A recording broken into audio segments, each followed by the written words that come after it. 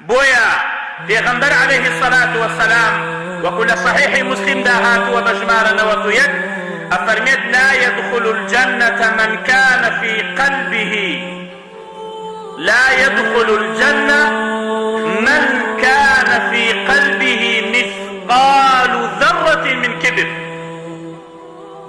مثقال الذرة كبر لدلتا هدي ناشتا بهشتو اگر بحلال دابني او كبرا بهشت لسرتو حراما ناشتا بهشتو اگر بحرامي دابني تو كبرك هدي لدلتا لقل ايمان داران ناشتا بهشتوا.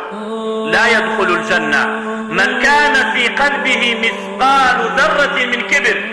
فقال رجل يا رسول الله صلى الله عليه وسلم إن الرجل يحب أن يكون ثوبه حسنا ونعله حسنة. قال إن الله جميل يحب الجمال.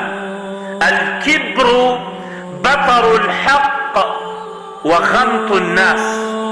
أما تعريفي كبرة أما بيناسي كبرة كبيغمبر عليه الصلاة والسلام بما بيناساك فرموي أي بيغمبر إخوة إنساني واهي يجلو برقاكي حسكات جوان بي حسكات يلا وكي ترجيني قايم بي جوان بي آية أو كبرة فرموي نخير كبر أويا بطر الحق.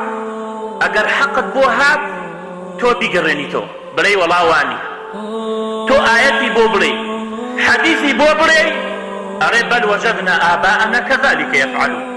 من باو باتيرم آوها ودويتي كاكا أو حق أو آياتي خوايا أو آياتي خوايا أو حديثي صحيحي في غنبنا صلى الله عليه وسلم أن أي شخص على بو أمنية أي باو باتيران من بوشي وايان كردوا بطر الحق حقت بو هذا بي ورجلي لهركس يكوى